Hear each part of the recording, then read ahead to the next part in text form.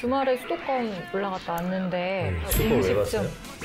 저 본가가 있어요. 부모님은 뵈야죠. 일단 매출 감소한 소상공인에게 경영안전자금 100만 원, 전국민 이동통신요금 2만 원. 여론이 약간 반반으로 갈렸어요. 2차 재난지원금도 전국민 예산으로 해야 된다. 네. 급한 사람이 우선이지 않냐. 원격 수업을 이제 은근히 기대하는 생각이 많아요. 학업 능력 일단 떨어지겠고요. 근데 그거를 통제할 수 없는 상황이 지금 반영된다는 얘기죠. 가장 심각한 게 그 주변 상권인 것 같기도 상권이요. 해요. 당분간 영업을 할 수 없습니다라고 붙여놓고 아예 문을 닫아버리셨어요. 요즘 어때요? 라고 말을 묻기가 민망하게 역대급 고통이다. 등교 수업을 못하면서 일어나는 여러 가지 이제 현상들이 있잖아요. 학력에 대한 부분이라든지 네. 개인의 몫으로 남겨지는 거죠. 좀 있으면 또 추석이잖아요. 또 가을철 독감까지 겹칠 수 있어서 정부에서 바짝 긴장을 하고 있다고 합니다.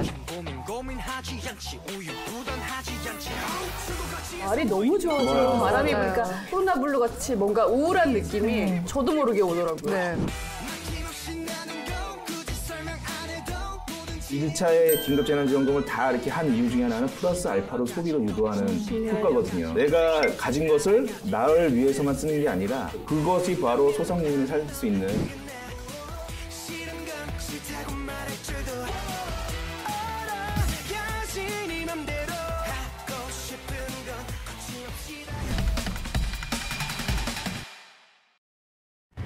우리나라 좀 코로나19 확산세가 좀 꺾일까 했는데 여전히 좀 전국 곳곳에서 집단 감염이 이어지면서 확진자 한 100명대가 계속 유지가 되고 있습니다. 네. 근데 지금 이게 코로나19 상황이 좀 길어지다 보니까 많은 분들이 좀 우울하고 스트레스를 좀 많이 받는다. 코로나 블루라고 그러죠. 그런 걸 좀 호소하고 계시는 분들이 많은 것 같아요. 뭐 우리 다 마찬가지긴 하지만 언론사 취재 기자들도 지금 현장 취재하는데 상당히 제약이 많죠. 네. 대면 인터뷰라든지 어떤 이제 현장 촬영 같은 경우도 상당히 조심을 해야 되고 일상생활은 상당히 뭐 모든 게 멈췄다고 해도 과언이 아니잖아요. 네. 그러니까 전체적인 삶의 어떤 습관 또 내가 해왔던 것들을 하지 못하는 그런 상황이 아닌가 계속해서. 취재도 거의 뭐 이제 언택트 취재가 트렌드가 돼버린 셈인데 네. 저희 강원기자협회에 소속된 회원사들도 일부 회원사 같은 경우에는 아예 이제 현장에서 출퇴근하지 마라. 하지 말고 현장으로 바로 가고 집에서 네. 가고 거기서 마감하고 바로 퇴근해라. 라고 하는 것. 서울 지역에 있는 언론사들은 뭐 예전부터 그렇게 했다고는 하는데 이 코로나19 이전에도 네. 그래서 가끔씩 주간 회의를 할 때만 모이고 그랬는데 지방지는 안 그랬잖아요. 네. 그랬는데 매일매일 모여서 매일 회의하고 매일 모여서 얘기 나누고 그랬는데 이제는 그렇게 하지 않고 현장에서 마감해라. 그러니까 이 코로나19가 지나가도 아마 이렇게 하니까 좀 더 낫지 않나 싶습니다. 사회부 같은 경우 강원일보 사회부는 그러면 부서 회의 같은 거는 아침에 안 하나요? 저희는 해요, 저희. 다른 회원사 같은 경우는 해요. 네. 그래서 그게 좀 신경 쓰이긴 합니다. 이게 나은 것 같기도 하고 좀 그렇습니다. 왜냐면 기자들이 만나는 사람들이 너무나 다양한 사람들이기 네. 때문에 뭐 정해놓은 사람만 뭐 취재할 수도 없고 그러다 보니까 특히 기자, 네. 정치인 이런 사람들이 상당히 위험도가 높은 것 같아요. 맞아요. 지자체장. 아예 사람을 만날 때 뭐 일적으로는 어쩔 수 없지만 개인적으로 만나는 사람들이 있잖아요. 그때는 그 집에 어린 아이가 있거나 그러면 저는 얘기를 하거든요. 내가 요즘 많은 사람을 만났는데 만나도 되겠냐라고 먼저 말을 하고 이 사람이 뭐 그래도 오케이를 하면 만나게 되는 맞아요. 서로 조심을 해야 되니까 그런 것들도 생기더라고요. 주말에 수도권 올라갔다 왔는데 뭐 카페나 수도권 왜 음식점 저 본가가 있어요. 부모님은 뵈야죠. 갑자기 긴장하는데. 카페 갔는데. 카페나 음식점 이런 데서는 아예 안에서 먹지도 못하고 9시가 지나면은 그냥 무조건 나가야 되더라고요. 이게 날씨가 요즘 하늘 보셨어요? 일을 할 때는 뭐 정신없으니까 그냥 그런데 날이 너무 좋아지고 좋아요. 바람이 맞아요. 부니까 사람이 적당히 왜 콧구멍 수혈이라고 콧바람을 좀 쐬줘야 되는 시기가 요즘인 것 같은데 네. 너무 좋은데 나갈 수가 없으니까 차로 계속 이동하고 뭐 이렇게 하니까 정말 코로나 블루 같이 뭔가 우울한 느낌이 저도 모르게 오더라고요. 네. 근데 그런 코로나19로 좀 어려운 상황이 지속되면서 이번에 2차 긴급재난지원금 방안이 발표됐습니다. 좀 1차에 비해서 좀 기준이 좀 까다롭죠. 그렇죠. 어떤가요?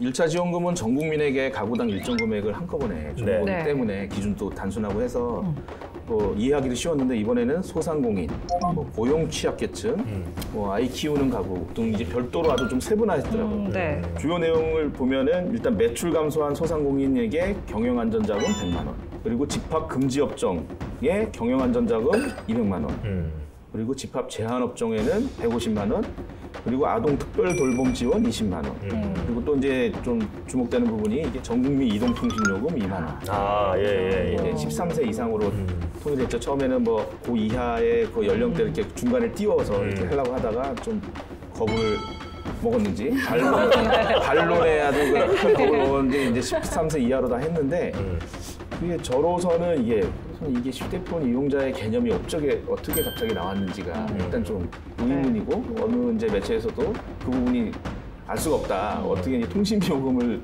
할인을 해주려고 했는가. 이게 좀 이 지금 정부가 4차 추경이잖아요, 이번에? 네. 4차 추경이 1961년에 4차 추경을 하고 그 이후에 처음이랍니다. 한 거의 40년, 50년 만에.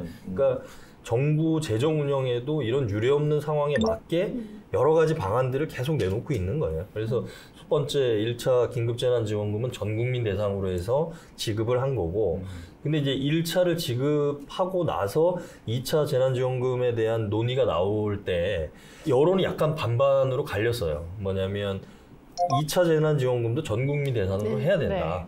근데 또 반 정도의 여론은 뭐냐, 지금 급한 사람이 우선이지 않냐. 이왕이면 50씩 줄 거 있으면 몰아서 조금 더 어려운 사람한테 100으로 몰아주는 게 오히려 효과적이다.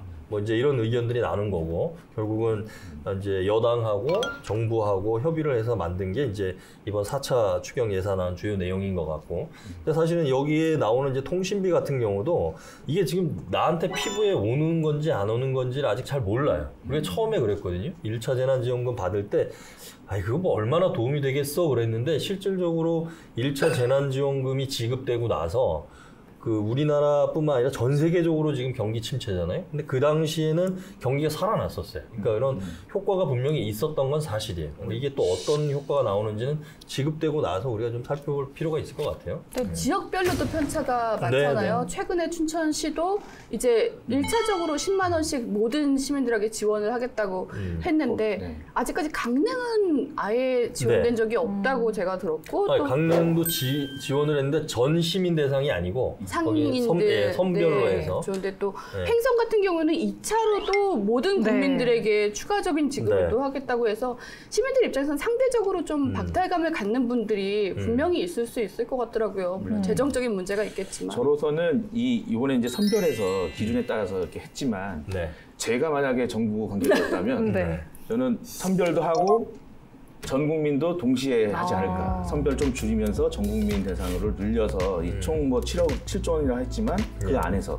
왜냐하면은 이게 직접 지원하면은 그 사람들이 뭐 좋다 뭐 이렇게 할 수 있지만 1차의 긴급재난지원금을 다 이렇게 한 이유 중에 하나는 플러스 알파로 소비로 유도하는 효과거든요. 그러니까 내가 가진 것을 나를 위해서만 쓰는 게 아니라 거기에 내가 원래 가지고 있던 그 자금을 투입을 해서 가서 모여서 할 수 있도록 해서 그것이 바로 소상공인을 살릴 수 있는, 자영업자를 살릴 수 있는 효과인데, 이번에는 그거를 아예 1차에 이제 다 줬으니까 이제는 빼자라고 이제 아예 결정을 내고 시작한 것 같아서 조금 아쉽습니다. 교육 분야에 대해서도 좀 얘기를 나눠보면 좋을 것 같은데요. 지금 코로나19가 확산되기 전에는 그래도 2학기가 되면 학생들이 좀 학교 가서 수업 받을 수 있지 않을까 생각했는데 네. 또 학생들 중에서도 확진자가 나오면서 2학기도 좀 대응을 하는 방식이 좀 달라져야 될 것 같습니다. 어떤 상황인가요? 가장 최근에는 원주에서 그 명륜초등학교에 병설 있는 유치원. 병설 유치원 네. 어린이들 2명이 형제가 확진을 받았어요. 그리고 또 원주 공고에서도 확진자가 나왔고 해서 지금 교육계에 누적된 확진자는 20명 정도이거든요. 네네. 강원도 내에서만. 네. 뭐 이렇게 계속 확진자가 좀 나오면서 지금 원래 예상했었던 전면 원격 수업은 좀 연장이 됐었습니다. 네. 그래서 지금까지도 2단계 조치에 따라서 대부분 학교들은 중학교까지는 3분의 1 정도가 등교를 하고 고등학교는 고3 학생들이 있어서 수능 시험을 준비해야 되기 때문에 네. 3분의 2 정도가 등교를 하고 원주만 확진자가 원체 좀 많이 나와 있어서 원주 같은 경우에는 지난주까지가 이제 원격 수업 전면 모든 학교에서 원격 수업을 했었다가 종료가 됐고요. 네. 지금은 노려들 때문에 그 명륜초와 그 학교 병설 유치원만 한 주 더 연장이 되는 그런 상태입니다. 네. 선배님들 걱정이 많으실 것 같아요. 저희 지금. 집에 이제 얘들의 올해 가장 큰 관심사는 사실 수학여행이었어요. 아, 네. 예, 초등학교 6학년 때 수학여행, 중학교 2학년 수학여행인데 다 못 가죠. 네. 그래서 너무 우울한 자기네는 초등학교 6학년이라고 얘기를 하는데 뭐 이러다가 제가 봤을 때 졸업식은 할 수 있을지 모르겠어요. 그냥 졸업장만 택배로 이렇게 올 것 같기도 한데 근데 이제 이게 등교 수업을 못하면서 일어나는 여러 가지 이제 현상들이 있잖아요. 학력에 대한 부분이라든지 네. 또 학생들이 학교에 가지 않음으로 인해서 학교에서 배워야 되는 친구들하고의 관계, 선생님하고의 관계 또는 인성에 대한 교육, 개인의 몫으로 남겨지는 거죠. 그러니까 당장 대학을 가야 되는 학생들, 고등학교에 시험을 봐서 가야 되는 학생들, 뭐 심지어 재수생들 내신만으로 갈 수 있는 학교 폭이 늘어날 수가 있으니까 뭐 나도 재수하겠다. 뭐 어차피 내신 지난해 다 따놓은 거. 뭐 이런 경우도 벌어지고 그래서 참 이게 일시적으로 벌어지는 문제가 아니라 이런 것들이 이제 앞으로는 장기적으로 벌어질 수밖에 없어서 거기에 대한 우리가 전체적인 공감대가 필요하지 않나 이런 생각이 좀 들어요. 중요한 거로 생각되는 것 중에 하나는 아이들이 원격 수업을 이제 은근히 기대하는 성향이 나타나요. 그러니까는 왜냐하면은 수업 자체를 빨리 당겨서 들을 수 있고 남는 시간에 자기가 확보할 수 있고 그렇죠. 온라인으로 수업하다 보니까 온라인 하려면 와이파이가 돼야 되잖아요. 네. 모든 친구들이 다 와이파이를 공유할 수 있는 상황이 같은 시간대에 되는 거예요. 그러니까 수업을 빨리 듣고 우리가 누릴 수 있는 거 온라인으로 누릴 수 있는 게임을 한다든지 할 수 있는 이런 상황이 되니까 학업 능력이 일단 떨어지겠고요. 네.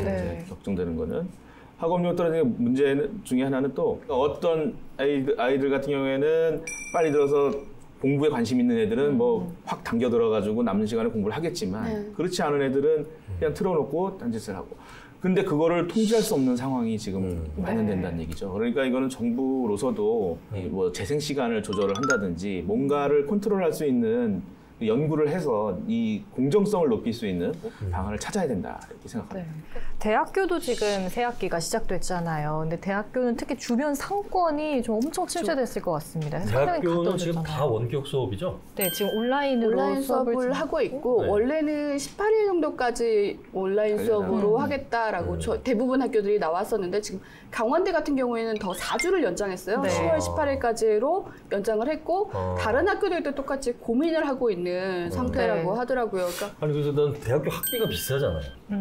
학비 문제 근데 나오죠. 그 돈을 내고 이렇게 수업을 듣는 게 맞는 거냐. 근데 학교 입장에서 사립대 같은 경우는 온라인 수업을 한다고 대학교가 멈춰 있는 게 아니기 때문에 비용은 비용대로 나가니까 네. 등록금을 안 받을 수는 없는 거예요. 뭐 일부 학교 같은 경우 제가 장학금 얘기도 얼핏 들었는데 성적을 제대로 산출을 못 하다 보니까 그런 게 대다수가 없어졌다는 거예요. 지난번에도 뭐 우리 강원도 내에 있는 모 학교에서도 성적 장학금을 제대로 학교에서 안 줬다. 뭐 이런 이제 불만들이 많이 있는 것 같아요. 그러니까 이런 부분도 내가 내는 만큼의 양질의 수업을 제공받지 못하는 이 고객들, 대학생들의 좀 불만이 있지 않을까. 네. 그 온라인 수업이 대학교가 연장이 되면서 가장 심각한 게 그 주변 상권인 것 같기도 상권이죠. 해요. 네. 아, 예. 지금 원래 요맘때면 개강 파티 개강 또 파티. 한참 불붙어야 될 시기였잖아요. 근데 아예 아이들이 등교를 하지 않으니까 대학교 상권들을 저희가 좀 취재를 해봤는데 아예 없어요. 없어요? 일반 뭐 회식 자체가 이제 거의 안 하는 문화가 네. 되니까 없어졌고 제가 1학기 때 그때 인터뷰를 해주셨던 분이 있었어요. 그분은 24시간을 하는 음식점이었는데 그래도 잘 됐는데 이제 코로나가 터지고 나서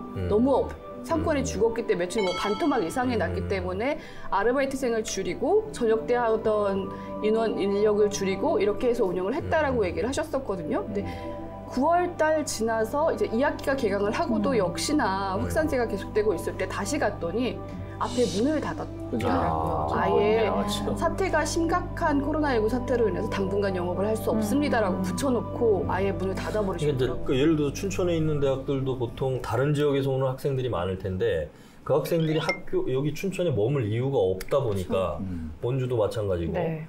대학가 주변의 상권들은 이용하는 사람이 있을 수가 없는 거죠. 왜냐면 집에 가서도 다 원격으로 수업 들을 수 있으니까. 그렇죠. 특히 요즘 그래서 자영업 하시는 분들이 좀 생계가 막막하실 것 같아요. 선배님께서 현장에서 네. 보시는 분들 좀 어떠나요? 그 아까 말씀하신 그 뭐 대학가 상가랑 비슷하게 춘천에서 가장 많이 이제 거주하고 있는 석사동의 한 그 치킨 호프집 같은 경우에는 그 아예 그냥 보자마자 요즘 어때요라고 말을 묻기가 민망하게 역대급 고통이다. 그러니까 자기네들은 1차 대유행 때도 견뎠었다 이거예요. 왜 어떻게 견뎠냐 했더니 여기는 공무원들이 많기 때문에 공무원들이 그래도 가끔씩 뭐 경기 부양해야 된다 그래서 이렇게 거리두기 하면서 지켜주면은 유지가 됐는데 이번 2차 때는 공무원들 회식 금지가 내려왔다는 거죠. 네. 그러니까 이게 강력한 권고로 내려온 거예요. 뭐 의무 뭐 이게 아니라 그러다 보니까 춘천뿐만 아니라 원주, 강릉 모든 지역의 공무원들의 회식이 전반적으로 줄은 거죠. 근데 공무원들이 회식이 줄면은 지인들 아는 사람들 다 줄어버려요. 그러니까 이분의 말에 따르면은 80%가 매출이 날아갔다는 거예요. 이분은 또 가족까지 의료계 파업까지 또 겹쳐버리니까 네. 가족이 아픈데 틈내서 병원을 가서 수술 날짜를 잡았는데 수술 날짜를 일방적으로 연기를 한 거죠. 그러니까 이분은 아주 그냥 절망이 겹쳐버리니까 점포를 내놔야 되는데 내놓을 수가 있나? 사야지 누가. 지금 상황에서는 살 수도 없는 거예요. 네. 지금 좀 있으면 또 추석이잖아요. 네. 계속해서 뭐 가급적 고향 방문을 자제하라라고 뭐 안전 문자가 오고 있기는 한데 네. 지금 좀 있으면 또 가을철 독감까지 겹칠 수 있어서 정부에서 맞아요. 바짝 긴장을 하고 있다고 합니다. 지금 어떤 상황이죠? 지금 이제 다소 꺾여지고 있습니다. 지금 한 일주일 정도 100명대를 유지하다가 최근 이제 주말 지나면서는 92자릿수로 이제 줄었다 그러잖아요. 이렇게 억지로 지금 자영업자들 피해 또 영업 제한 여러 가지 하는 상황에서 추석으로 넘어가서 서울에 있는 사람들이 다 고향으로 내려갔다. 그러면 이거는 감당할 수가 없을 거예요, 아마. 이 추석이 어떻게 보면 전환점이 될 가능성이 크다. 이렇게 좀 봐야 되지 않을까 싶어요. 또 때마침 독감 시기랑 겹쳤기 때문에 네. 두 가지 유행병이 겹치는 걸 트윈데믹이라고 이제 표현을 하던데 그래서 이제 정부도 좀 긴장을 해서 예. 대상자를 확대를 하고 연령대 예. 무료 접종 예방 연령대를 확대를 했죠. 그래서 만 12세 이하였었거든요 기존에. 근데 18세 이하, 고3 때까지도 무료로 받을 수가 있게 됐고 또 65세 이상이었는데 62세 이상으로 또 범위를 넓혔어요. 네. 그래서 전체 우리 도내에서만 66만 3천 명이 무료로 이제 접종을 받을 수가 있는 상황이죠. 근데 이제 또 요때 맞춰가지고 식약처에서 해외 코로나하고 우리 독감을 동시에 이제 진단할 수 있는 임상 실험을 허가를 했거든요. 그러니까 이제 한 번 검진하면 두 가지 병에 감염된지 여부를 판단할 수 있게. 저 같으면 저는 사실 다 우리 모든 도민들이 다 한꺼번에 검진을 받았으면 좋겠어요. 독감까지 하면서. 네. 그래서 전수조사를 딱 해가지고 그 데이터로 가지고 이제 그 역학조사가 좀 효과가 높아지게 그렇게 돼야 될 때가 되지 않았나 싶습니다. 네. 인상 깊었던 점을 한 줄 평으로 표현을 해보겠습니다. 한 번도 겪어보지 못한 코로나 감염병 사태. 추석도 예외 없다. 아, 네. 추석도 긴장을 해야 된다. 예. 네. 저 조상님들 다 비대면으로 집에서 다 간소하게 네. 추모하고 더 이상 확산되는 걸 막는 게 우선이 아닐까? 그런 생각이 좀 들어요. 저는 최근에 이재갑 교수가 네네. 인터뷰를 했더라고요. 희망을 버려야 살 길이 생긴다. 보통 요즘은 코로나19 곧 끝납니다. 희망을 잃지 마세요라고 말을 많이 하잖아요. 그래서 이런 상황이 결국은 한 2, 3년은 갈 것이다라고 받아들이고 그걸 인정해야 뭔가 대책을 다시 찾을 수 한번 있다. 얘기해주세요. 그래서 희망을 버려야 살 길이 생긴다라는 말을. 그러네요. 최근에 제가 봤던 드라마의 대사가 하나 떠오르는 게 있었는데 그게 슬기로운 의사생활이라는 드라마였어요. 근데 거기에서 이제 너무 힘들어하는 후배에게 너는 좋은 의사가 될 거다. 왜냐하면 책임감 있게 도망을 안 갔고 최선을 다했기 때문이다라고 얘기를 했거든요. 근데 나는 안 걸릴 거야, 나는 고향 가야 돼라고 할 수도 없는 상황이고 우리의 뭔가를 위해서 환자를 포기할 수도 없는 상황이니까 모두가 최선을 다하겠습니다. 이 한마디가 가장 필요한 시점이 아닐까. 모두가에는 뭐 의료진뿐만 아니라 그렇죠. 개개인 네. 저희도 포함이고 모두가. 저는 얼마 전에 우리 회사에서 쓴 그 컬럼 네. 내 제목인데요. 흩어지는 것이 연대다. 흩어지는 것이 연대다. 이게 제목이었어요. 네. 과감하게 흩어져야 된다. 이 추석도 모이지 말고 네. 과감하게 흩어지는 것이 서로 사랑하고 아끼는 가족 간의 사랑이다. 이렇게 생각해야 된다. 네. 네. 속 시원하게 할 말은 하자. 강원도 열혈 기자들이여 눈치 보지 말고 강원 기자회견으로 모이세요.